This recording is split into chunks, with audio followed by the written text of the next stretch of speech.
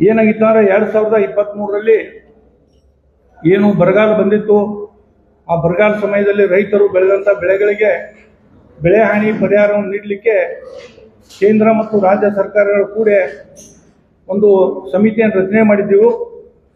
ಆ ಸಮಿತಿಯಲ್ಲಿ ಪ್ರತಿ ತಾಲೂಕಿನಲ್ಲಿ ಅಥವಾ ಜಿಲ್ಲಾ ಮಟ್ಟದಲ್ಲಿ ಸಭೆಗಳನ್ನು ಮಾಡಿ ಅಧಿಕಾರಿಗಳು ಯಾವ್ಯಾವ ಗ್ರಾಮಗಳನ್ನ ಆಯ್ಕೆ ಮಾಡ್ಬೇಕಂತ ಹೇಳ್ತಾರೆ ಈ ಗ್ರಾಮಗಳನ್ನ ಆಯ್ಕೆ ಮಾಡ್ಕೊಂಡಿದ್ರು.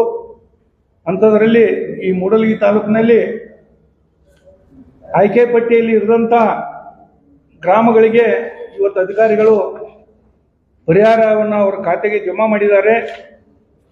ಇದು ಅಧಿಕಾರಿಗಳು ಕೊಟ್ಟಂತ ಮಾಹಿತಿಯಿಂದಲೇ ನಮಗೆಲ್ಲ ತಿಳಿದು ಬಂದಿತ್ತು. ಈ ಮಾಹಿತಿ ಹಾಕಿನಿಂದ ಏನಾಗಿತ್ತಪ್ಪ ಅಂದ್ರೆ ಈ ಮಾರ್ಗ ಕೇಂದ್ರ ಮತ್ತು ರಾಜ್ಯ ಸರ್ಕಾರಗಳ ಮಾರ್ಗಸೂಚಿಗಳ ಪ್ರಕಾರ ಏನ ಗ್ರಾಮಗಳನ್ನ ಆಯ್ಕೆ ಮಾಡ್ತಾರ, ಆ ಗ್ರಾಮಗಳಲ್ಲಿ ಇರದಂತ 25 ಗ್ರಾಮಗಳಲ್ಲಿ 368 ರೈತರ ಖಾತೆಗೆ ಈಗಾಗಲೇ ಹಣ ಜಮಾ ಆಗಿ ಅವ್ರು ಪರಿಹಾರ ತಗೊಂಡು ಬಿಟ್ಟಿದ್ದಾರೆ. ಈಗಾಗಲೇ ಈ ಅಧಿಕಾರಿಗಳ ಬೇಜವಾಬ್ದಾರಿಯಿಂದ ನಿಜವಾದ ಫಲಾನುಭವಿಗಳಿಗೆ ಇದುವರೆಗೆ ಬೆಳೆ ಪರಿಹಾರ ಸಿಕ್ಕಿಲ್ಲ. ಇದು ದುರ್ದೈವ ಸಂಗತಿ. ಅದಲ್ಲದೆ ಇಲ್ಲಿ ಅಧಿಕಾರಿಗಳು ಏನು ಹೇಳ್ತಾರಂದ್ರೆ ಅವರೇ ಹೇಳ್ತಾರೆ. ಇಲ್ಲಿ ಏನು ಹೇಳ್ತಾರು, ತಹಶೀಲ್ದಾರ್ ಮೂಡಲಗಿಯವರು ಉಪವಿಭಾಗಾಧಿಕಾರಿಗಳು ಬೈಲೊಂಗಲ್ಲಿ ಇವ್ರಿಗೊಂದು ವರದಿ ಸಲ್ಲಿಸ್ತಾರೋ, ಅದು ನಾವು ಅರ್ಜಿ ಕೊಟ್ಟ ನಂತರ ಸರ್ಕಾರದ ನಿರ್ದೇಶನದಂತೆ ತಹಶೀಲ್ದಾರ್ ಮೂಡಲಗಿಯವರು 11/6/2025ರಂದು ಉಪವಿಭಾಗಾಧಿಕಾರಿ ಬೈಲೊಂಗಲಿಗೆ ಇವರಿಗೆ ನೀಡಿರುವ ವರದಿಯಲ್ಲಿ ಅವ್ರು ಹೇಳ್ತಾರೆ 25 ಗ್ರಾಮಗಳಲ್ಲಿನ 368 ರೈತರು ಪರಿಹಾರವನ್ನು ಪಡೆಯಲು ಅನರ್ಹರಾಗಿರುವ ವಿಷಯವನ್ನು ಮತ್ತು ಗ್ರಾಮ ಆಡಳಿತಾಧಿಕಾರಿಗಳು ಹಾಗೂ ಕೃಷಿ ಅಧಿಕಾರಿಗಳು ಸಲ್ಲಿಸಿದ ವರದಿಯನ್ನು ಆಧರಿಸಿ ಅನರ್ಹ ಫಲಾನುಭವಿಗಳ ಖಾತೆಗೆ ಪರಿಹಾರಧನ ತಪ್ಪಾಗಿ ಜಮೆ ಆಗಿರೋದಕ್ಕೆ ಅದ ಅಧಿಕಾರಿಗಳು ಹೇಳ್ತಾರೆ. ಕೊಟ್ಟವರು ಅವರ, ಇವತ್ತು ತಪ್ಪು ಜಮಾ ಆಗಿದೆ ಅಂತ ಹೇಳೋರು ಅವರ. ಅದೆಲ್ಲ ಮುಂದುವರೆದು ಏನು ಹೇಳ್ತಾರಪ್ಪ ಅಂದ್ರೆ ಈ ವಿಷಯವನ್ನು 28/6/2024ರಂದು ಮಾನ್ಯ ಜಿಲ್ಲಾಧಿಕಾರಿಗಳ ಭೂಮಿ ವಿಭಾಗದ ಇಮೇಲ್ಗೂ ಕೂಡ ಕಳಿಸಲಾಗಿದೆ ಹೇಳ್ತಾರೆ. ಜಿಲ್ಲಾಧಿಕಾರಿಗಳು ಏನು ಮಾಡ್ರಿಪ್ಪ 2024ರಾಗ ಅವ್ರು ಕಳಿಸು ಅಂತ ಹೇಳ್ತಾರೆ. ನಾನು ಜಿಲ್ಲಾಧಿಕಾರಿಗಳಿಗೆ ಭೇಟಿ ತೆಗೆದುಕೊಂಡು ವರ್ಷ ಆದ ನಾವು ಬರದಾಡಕ್ಕೆ ಐತೆ.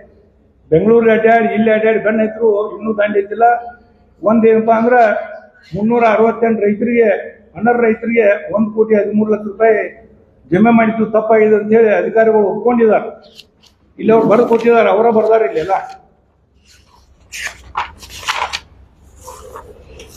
ಇದೇ ತಾವು ನೋಡ್ಬೋದು.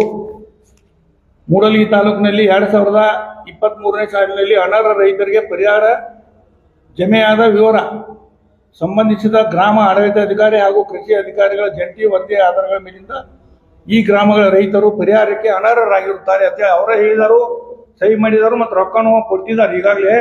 ಅದಕ್ಕೆ ನಂದೇನಪ್ಪ ಪ್ರಶ್ನೆ, ಈ ಹಣವನ್ನು ಈ 1,13,759,000 ಯಾವ ಅಧಿಕಾರಿಗಳು ಜಮಾ ಮಾಡಿದ್ದಾರೆ ಅವ್ರ ಸ್ವಂತ ಜೇಬಿನಿಂದ ಅವ್ರ ವೇತನದಲ್ಲಿ ಕಡಿತ ಮಾಡ್ಕೋಬೇಕು. ಇವತ್ತು ಪಾಪ ರೈತ, ಮುಕ್ತ ರೈತ, ಖಾತೆಗೆ ಜಮಾ ಆದ್ರೆ ಅಡಚಣೆ ಇರ್ತಾವ, ರೊಕ್ಕ ತಗೋತಾನ, ಅವೇನು ಕೊಡುತ್ತೀವಿ ಮನೆಗೆ ಹೋಗಿರ್ತಿಲ್ಲ.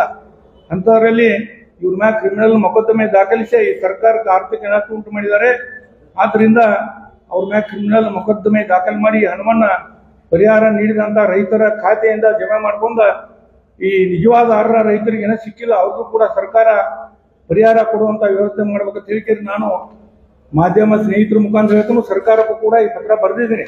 ಇಲ್ಲಿ ಒಂದಪ್ಪ ಅತ್ಯಂತ ಗಮನಿಸಬೇಕಾದ ಅಂಶ ಅಂದ್ರೆ 28/6/2024 ಜಿಲ್ಲಾಧಿಕಾರಿಗಳ ಕಚೇರಿಗೆ ಇಮೇಲ್ ಮಾಡಿ ಅಂತ ಹೇಳ್ತಾರೆ.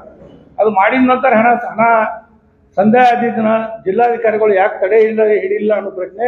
ನಾನು ನಿನ್ನೆಲ್ಲ ಮೊನ್ನೆ ಹೋದಾಗೂ ಜಿಲ್ಲಾಧಿಕಾರಿಗಳಿಗೆ ಭೇಟಿಯಾಗಿದ್ದೆ. 2024ರಲ್ಲಿ ಅದೇನು ಇಮೇಲ್ ಕಳಿಸಿದ್ರು ಅದನ್ನ ಎಲ್ಲ ಚೆಕ್ ಮಾಡಕ್ ಹಚ್ಚಿದ್ರು. ಅವ್ರಲ್ಲಿ ಚೆಕ್ ಮಾಡಕ್ ಹಚ್ಚಿದ್ರೆ ಇಮೇಲ್ ಬಂದಿಲ್ಲ ಅಂತ ಅವ್ರು ಹೇಳ್ತಾರೆ. ಇದಕ್ಕೆ ಸಂಬಂಧಪಟ್ಟ ಯಾರು ಕೇಸ್ ಹೋಗ್ತಾರಿದ್ದಾರೋ ಅವ್ರು ಹೇಳ್ತಾರೋ, ಮೂಡಲಗಿ ತಹಶೀಲ್ದಾರ್ ನಮ್ಗೆ ಇಮೇಲ್ ಕಳಿಸಿಲ್ಲ ಅಂತ ಹೇಳ್ತಾರೆ. ಅದಕ್ಕೆ ಅವ್ರು ಅಂದ್ರು ಇಮೇಲ್ ಕಳ್ಸೋದು ಅಷ್ಟೇ ಹಾಕ್ರಿ, ಒಂದು ಹಾರ್ಡ್ ಕಾಪಿನ ಕಳಿಸ್ಬೇಕಾಗಿತ್ತು. ಅವ್ರ ಕಳಿಸಿದ್ರೆ ನಾವು ಏನ್ರಿ ಇದನ್ನ ತಡೆ ಹಿಡಿದಿದ್ದು ಹೇಳ್ತಂದ್ರೆ ಒಟ್ಟು ಟೋಟಲ್ ಆಗಿ ಈ ಅಧಿಕಾರಿಗಳ ನಿರ್ಲಕ್ಷ್ಯದಿಂದ ಸರ್ಕಾರಕ್ಕೆ 1,13,759,000 ಹಾನಿಯಾಗಿದೆ. ಇವ್ರು ಏನಾದರೂ ಅಧಿಕಾರಿಗಳಿಂದ ಹಣ ಇಟ್ಕೊಂಡ ಅದನ್ನ ವಾಪಸ್ ತುಂಬಿಕೊಂಡು ಯಾರಿಗೆ ನಿಜವಾದ ರೈತರಿಗೆ ಬಂದಿಲ್ಲ ಅವ್ರು ಕೊಡುವಂತ ವ್ಯವಸ್ಥೆ ಮಾಡಬೇಕು.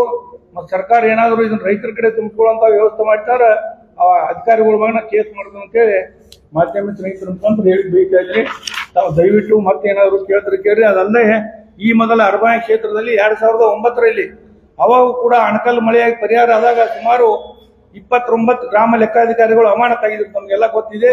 ಈಗೂ ಕೂಡ ಇದನ್ನು ಸರ್ಕಾರ ಗಂಭೀರವಾಗಿ ಪರಿಗಣಿಸಬೇಕು. ಮತ್ತು ಈಗೇನು ಅಧಿವೇಶನ ನಡೆಯುತ್ತೆ ಅಲ್ಲಿ ಜಗಳ ಆಡೋದು ಬಿಟ್ಟು ಇಂಥವ್ರ ಬಗ್ಗೆ ಚರ್ಚೆ ಮಾಡ್ಬೇಕಂತೇಳಿ ಈ ಮಾನ್ಯ ನಮ್ಮ ಎಲ್ಲ ಶಾಸಕ ಮಹಾಶಯರಲ್ಲಿ ಕೂಡ ನಾನು ಈ ರೈತರ ಪರವಾಗಿ ಕೇಳ್ತಾ ಇದ್ದೀನಿ. ಬೇರೆಯವ್ರ ಖಾತೆ ರೈತರ ಖಾತೆಗೆ ಹೋಗಿದ್ರು, ರೈತರ ಖಾತೆ ಯಾರು ಕೊಟ್ಟರು ಅನ್ನೋದೇ ಗೊತ್ತಿಲ್ಲ. ಈಗ ಸರ್ವೆ ಸಮೀಕ್ಷೆ ಮಾಡಿದ ನಂತರ ಗುರುಗಳು ಸಮೀಕ್ಷೆ ಮಾಡಿ ಒಂದು ಪಟ್ಟಿ ಕೊಡ್ಬೇಕಾಗೈತಿ. ಆ ಪಟ್ಟಿ ಕಂದಾಯ ಅಧಿಕಾರಿಗಳನ್ನ ಕೇಳಿದ್ರೆ ನಾವು ಕೊಟ್ಟಿಲ್ಲ ಸರ್, ಕೃಷಿ ಅಧಿಕಾರಿಗಳು ಕೊಟ್ಟಾರ ಅಂತ ಹೇಳ್ತಾರೆ. ಕೃಷಿ ಅಧಿಕಾರಿಗಳನ್ನ ಕೇಳಿದ್ರೆ ಕಂದಾಯ ಇಲಾಖೆಯವರು ಮಾಡಿದಾರ ಅಂತ ಹೇಳ್ತಾರೆ. ಆದ್ರಿಂದ ನಾ ಇದನ್ನೆಲ್ಲ ಹಿಂಗೆ ಮಾಡ್ಯಾರ ಅಂತೇಳಿ ಸರ್ಕಾರಕ್ಕೆ ಪತ್ರ ಬರ್ದಿದ್ನ. ಯಾವಾಗ ಬರ್ದಿದ್ನಿ? 2023 ಆದಿದ್ದಕ್ಕೆ 24ರಿಂದ ಪತ್ರ ವ್ಯವಹಾರ ಚಾಲು ಹೋಗ್ತಿದ್ ನಮ್ಮ ಗುರುಗಳು. 24ರಿಂದ ಇದ್ದಾಗ ಇಟ್ಟು ರೊಕ್ಕ ತಿಂದಾರ ಈಗ ಸಿಗ್ತದ. ಇದು 368 ರೈತರು ಫಲಾನುಭವಿಗಳಿಗೆ 25 ಗ್ರಾಮಗಳು ಅವರ ಕೊಟ್ಟಿದ್ದಾರೆ. ಅವ್ರು ಬರ್ದಾರ, ಅಧಿಕಾರಿಗಳು ಬರ್ದಾರಿ. 325 ಗ್ರಾಮಗಳು 368 ರೈತರು ಇವ್ರಿಗೆ ತಪ್ಪಿ ಜಮಾ ಆಗೈತಿ. ಅನರ್ಹ ರೈತರು ಇವ್ರು ಅವರ ಹೇಳ್ತಾರ, ಅವರಲ್ಲಿ ಇಟ್ಕೊಟ್ಟವ್ರು ಅವರೇ ಹೇಳ್ತಾರೆ. ಈಗ ಅದಕ್ಕೆ ಇದು ಯಾರು ಹೊಣೆಗಾರು ಅಂತೇಳಿ ನಮ್ಮ ಪ್ರಶ್ನೆ. ಅದಕ್ಕೆ ಈ ಹಣವನ್ನ ಅಧಿಕಾರಿಗಳ ಕಡೆಯಿಂದ ವಸೂಲು ಮಾಡ್ಬೇಕು. ರೈತ ಪಾಪ ಕೊಟ್ಟವನ್ ತಗೊಂಡಿರ್ತಾನು, ಅವ್ನ ಪಾಸ್ಬುಕ್ದಾಗ ಅರ್ಥನೇ ಇರ್ತೈತಿ. ಅವನ ಮ್ಯಾಗ ಏನ್ರ ವಸೂಲು ಮಾಡಕ್ಕಿತ್ರ ಅವೇನ್ ಕೊಡತ್ತಿ ಇವ್ರತೆ ಹೋಗಿಲ್ಲ, ಇವರಲ್ಲಿ ಇಟ್ಕೊಟ್ಟಿದ್ರು, ಬ್ಯಾಂಕ್ ಖಾತೆ ಕೊಟ್ರೆ ಇವ್ರ ಕೊಟ್ಟಿರ್ಬೇಕು. ಅದಕ್ಕೆ ನನಗೆ ಏನ್ ಅನ್ಸ್ತತಿ, ಇದರಲ್ಲಿ ಹಣಕಾಸಿನ ದುರುಪಯೋಗ ಕೂಡ ಆಗಿರ್ಬೋದು ಅನಿಸ್ತೈತಿ ನನಗ. ಆ ಇಮೇಲ್ ಕಳಿಸಿರೋ ಒಂದು ಹಾರ್ಡ್ ಕಾಪಿ DC ಅವ್ರ ಆಫೀಸ್ ಕಳಿಸ್ಬೇಕಾಗಿತ್ತು, ಕಳಿಸಿಲ್ಲ. ಅದಕ್ಕೆ ನನಗೆ ಏನ್ ಅನ್ಸ್ತತಿ, ನಾವೇನ್ ಪರಿಹಾರ ಕೊಡ್ತು, ನಮಗಾರದ ರೊಕ್ಕ ನಿಮಗಾರದ ರೊಕ್ಕ ಅವ್ರವ್ರ ಮಾತಾಡ್ಕೊಂಡಾರೆ ಅಂತೇಳಿ ಸಂಶಯನೂ ಬರ್ತಾ ಇದೆ.